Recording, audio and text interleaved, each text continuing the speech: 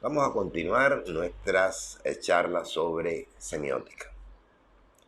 Después de haber analizado la concepción de semiología formulada por el lingüista Ferdinand de Saussure, toca abordar otro tipo de tradición, que es la tradición que inaugura Charles Peirce, que va a emplear para desarrollar su concepción de la teoría de los signos el término de semiótica, que será finalmente el que se imponga.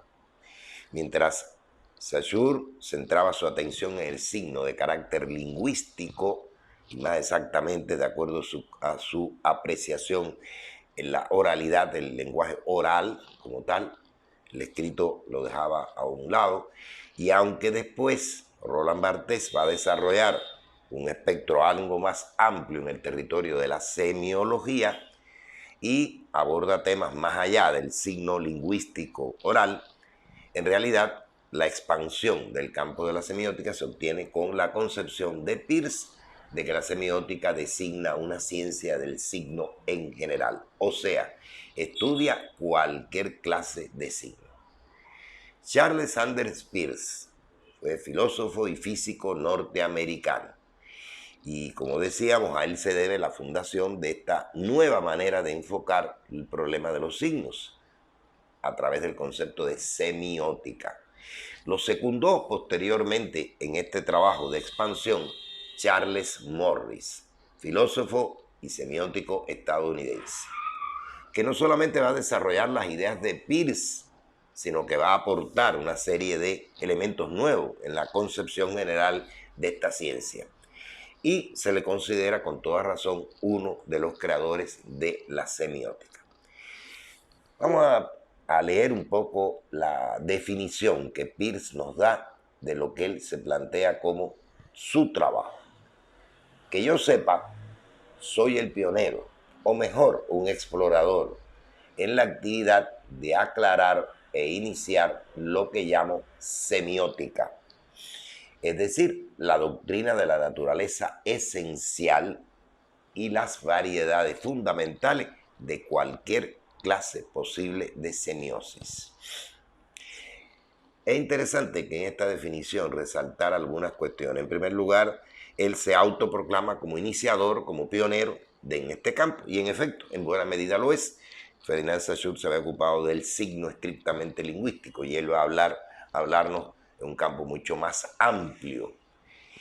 Y el objetivo de esta ciencia, que él denominó semiótica, que va a ser a fin de cuentas el término que se acuñe, que se legitime para caracterizar a esta ciencia, es la de convertirla en una doctrina de la naturaleza esencial y las variedades fundamentales de cualquier clase posible de semiosis. Aquí queda entonces mucho más marcado el hecho de que no se trata de un estudio simplemente de los signos, sino de las clases de semiosis.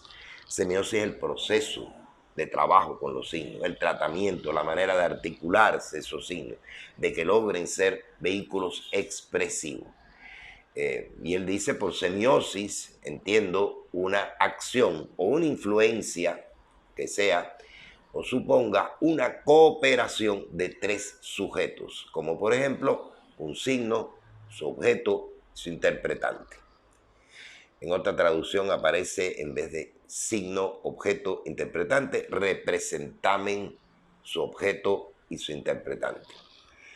Él califica esta triada como la única posibilidad para poder hablar específicamente de un signo, de un trabajo con signo, de un proceso semiótico.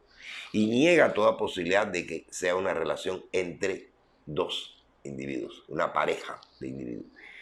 En ese sentido se enfrenta a la concepción diádica que había formulado Ferdinand de Saussure. Para él es una condición triádica, una condición que requiere de tres agentes fundamentales, que él califica como sujetos. No se debe entender que al hablar de sujetos, de que son personas, son entidades que él denomina signo o representamen, objeto y su interpretante. Por eso, sobre todo la última palabrita, interpretante, no debe ser concebida en términos de un ser humano, de una persona que interpreta. Como ya veremos, el interpretante tiene un sentido muy especial. El representamen es eso que denominamos el signo, es decir, lo que sustituye a algo, y ese algo es la cosa, el objeto como tal. O sea, ese elemento que va a ser sustituido por ese representamen o signo.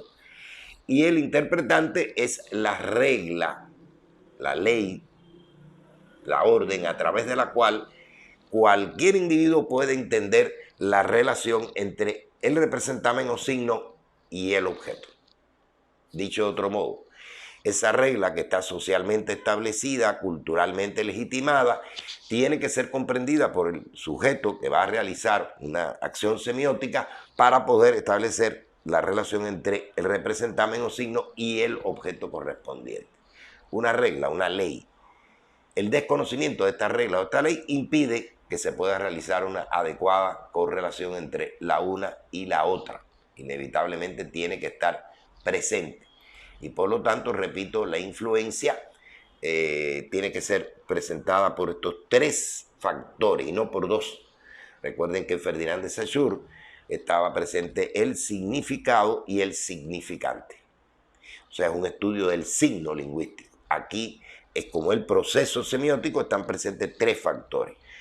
Lo que hace de signo o representamen, lo que ese representamen o signo sustituye o representa el objeto correspondiente, y la regla, la ley, la orden a través de la cual yo puedo conocer la correspondencia entre ellos.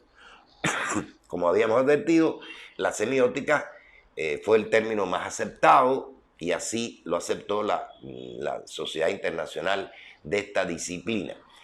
Y al abrirse el espectro, bueno, podemos hablar de una semiosis de señas, digamos, por ejemplo, señas que pueden estar presentes en el trabajo de banderas que utilizan los individuos a la hora de la entrada o salida de un puerto, aeropuerto o puerto marítimo, las señales que con las manos emiten a las personas que dominan este tipo de lenguaje de comunicación, ¿no es así?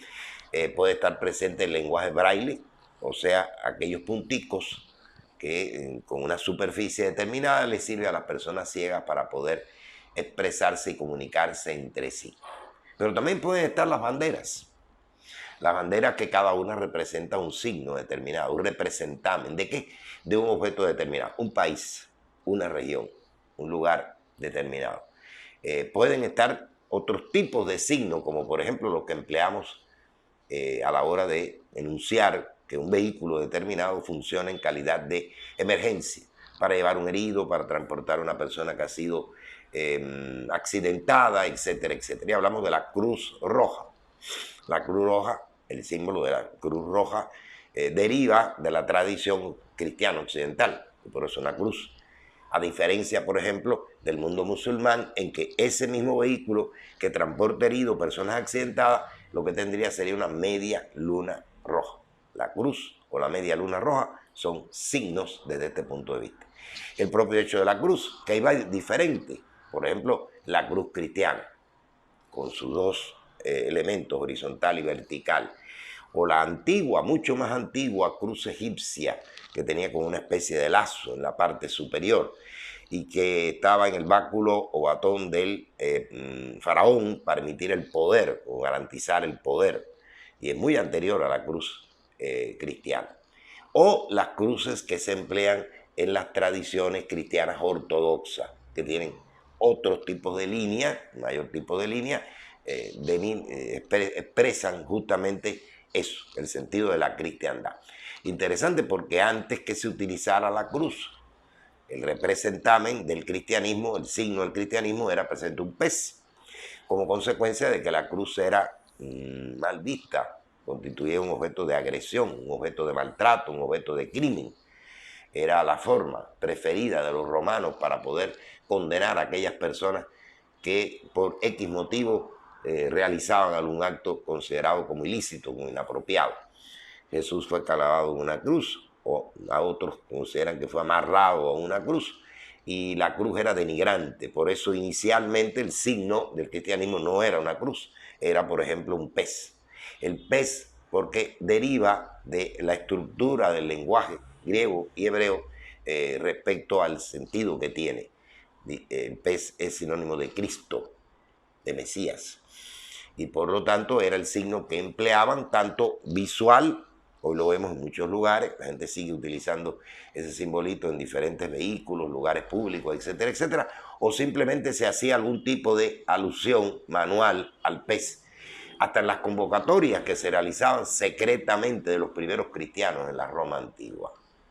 La sola alusión al pez de esta manera, pues, era como una especie de llamado, que a tal hora teníamos un encuentro, una reunión, una especie de alianza con Jesús, de conversación espiritual con Jesús.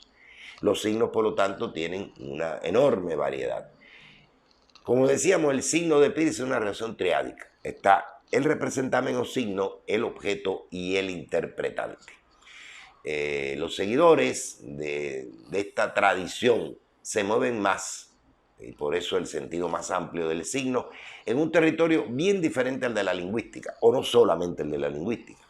Por eso es que se amplía al marco de lo que pudiéramos denominar, o está más cercana a la filosofía del lenguaje, a la teoría del conocimiento.